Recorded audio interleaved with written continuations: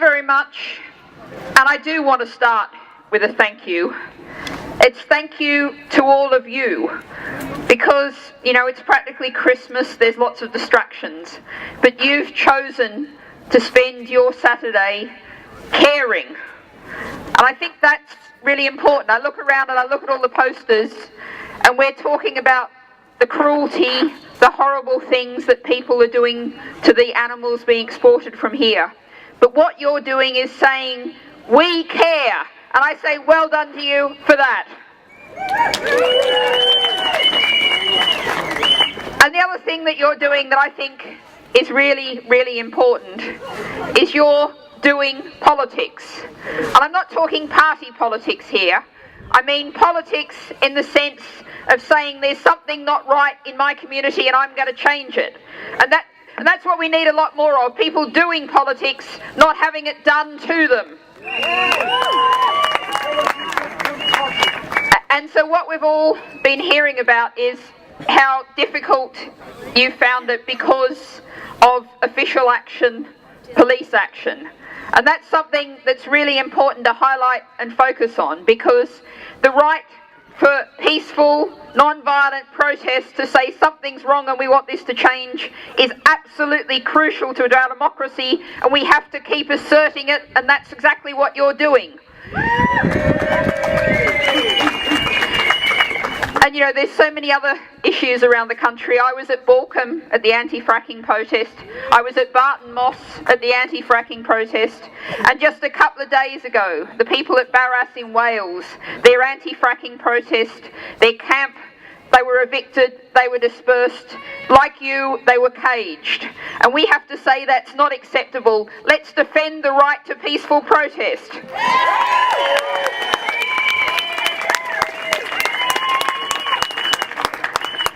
But I want to come back to the word, particularly on this poster, the banner down here, down the front, about kindness. Because we've heard a lot of talk in recent months and years about British values. And I think kindness and care, particularly for the vulnerables, particularly for animals that are under our control, is an essential British value. And I think what you're doing today, I know, walking through the town, it was great to see how many people were just looking and thinking and getting a leaflet. Because you're not only expressing your view, you're educating other people. And that's what we need to do. Because if you think back to, remember the fire in the Manchester Dogs Home, and there was a huge national outpouring of concern and compassion, and people handed over their cash. The British people care very deeply about the fate of animals. But very often they don't know what's being done to the animals around them, like the animals in the live export. So what we have to do, and what you're all doing today, is getting that known. And that's the first step to getting it stopped. And there's two ways we can do that. One is in the British Parliament. And what we're calling for is very simply, let's pass a British law to say, let's have a ban on live exports.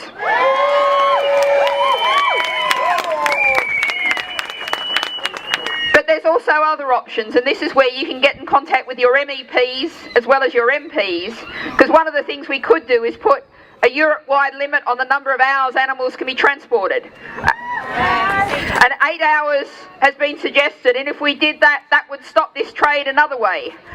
Now what I'd like to do is the direct route, but what I want to do is stop any more animals suffering the way you've seen in the protest, you've seen the animals suffering.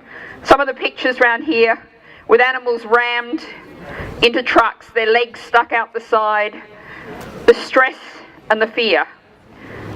And you know, in the Green Party, we believe in political action, we believe in direct action, but we believe in making change happen.